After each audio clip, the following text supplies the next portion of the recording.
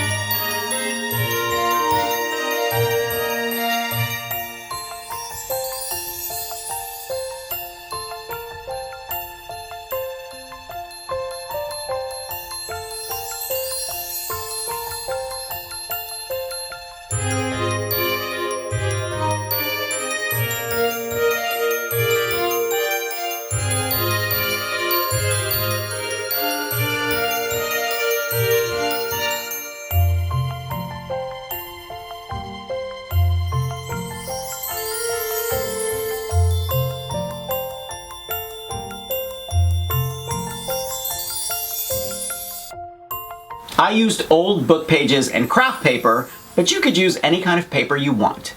Thumbs up if you like this video, leave me a comment and I will get back to you. Subscribe to my channel if you haven't already. Grab a copy of the Big Ass Book of Crafts and I will see you next week. Bye.